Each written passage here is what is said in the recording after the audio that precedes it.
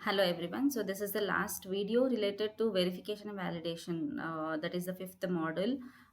In this, I'm going to explain you about the input-output validation. In the last PPT, we have seen that the input-output transformation. So how the input data it will be converted to the output, whether it is validated or no, whether we are getting the expected output or no. So everything will be validated. So now the input data which we are giving, so it can be like the historical input data, that is which has been collected from the previous working of the real system.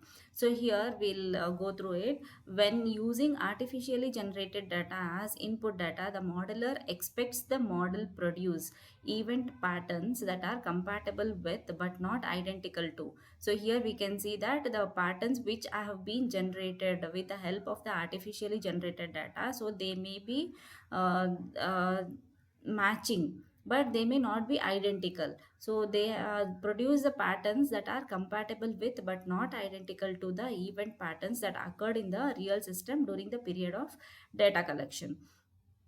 So once the data has been collected, and if we are giving those same data to the system model, then we are expecting similar type of output but not the identical output which we got. So here thus in the bank model, artificial input data x1n x2n, where n is equals to 1 2 and so on for the inter arrival and service times, were generated, and replicates of the output data y2 were compared to what was observed in the real system.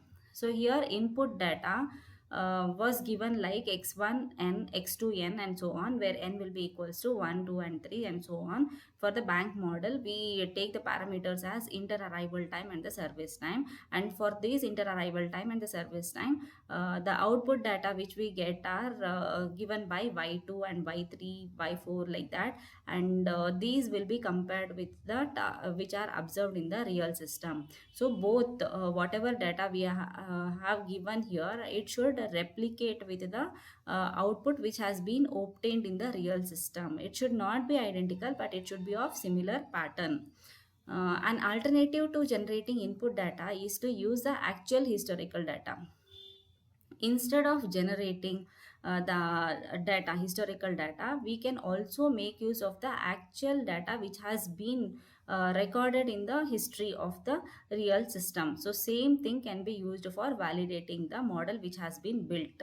Okay, so this is an alternative to arrange to generating input data, is to use the actual historical record, that is and Sn n equals to 1 2 3 and so on, to drive simulation model and then to compare the model output to system data. So to implement this technique for the bank model, the data a1 a2 so on s1 s2 would have to be entered into the model into arrays or stored on a file to be read as a need arrows.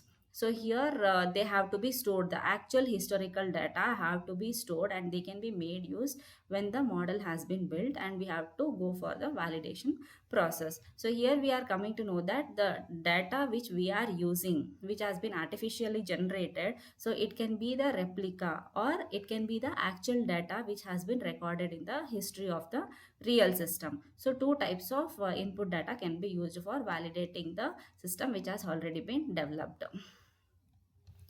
So this is the last topic, input output validation using a Turing test. So there is a test called as Turing test which will be used for validating the inputs and the outputs of the model which has been built. So in addition to statistical tests, or when no statistical tests is readily applicable, persons knowledgeable about system behavior can be used to compare the model output to system output. So here if the statistical tests like the distributions or probabilities or all these tests, if they are not suitable for the model which has been developed, then what we are going to do is we are going with the knowledgeable person who has knowledge about the real system as well as the model which has been developed. Then he can test the system behavior by comparing the model output to that of the system output and come to the conclusion whether the system and the model which has been built, whether it satisfies all the terms and conditions or no. For example, suppose that 5 reports of system performance over 5 different days are prepared and simulation outputs are used to produce 5 fake reports.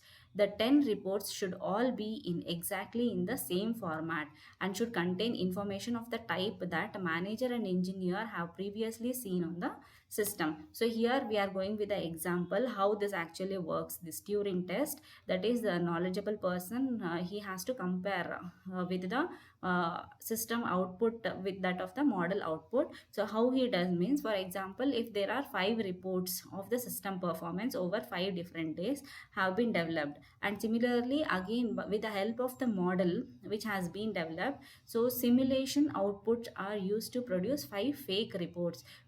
5 more fake reports have to be generated by the simulated model. So those 5 reports which are actually being generated will be compared with the 5 fake reports, and totally there are 10 reports. Those 10 reports should always all be in exactly in the same format and should contain information of the type that manager and engineer have previously seen on the system. So then only we can tell that the system which the model which has been developed, so it is validated correctly and it is uh, good for using. The 10 reports are randomly shuffled and given to the engineer, who is asked to decide which reports are fake and which is real. So here how the test is conducted means, so once we are going to develop the 5 fake reports and 5 original reports or the real reports, and those 10 reports also will be shuffled and it will be given to the engineer, and he has to identify which are the fake reports and which are the real reports. If the engineer identifies substantial number of fake reports, the model builder questions the engineer and uses the information gained to improve the model.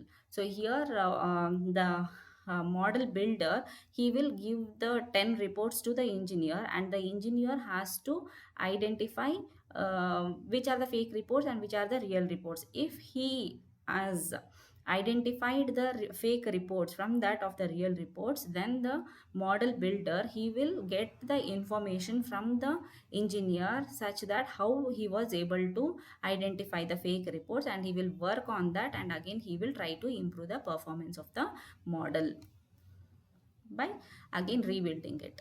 If the engineer cannot distinguish between the fake and the real reports with any consistency, the modeler will conclude that this test provides no evidence of model inadequacy. So if the engineer fails to identify which are the fake reports and which are the real reports, then the consistency of the model is more, and there is no evidence of inadequacy of the model which has been developed in response with the real-time system.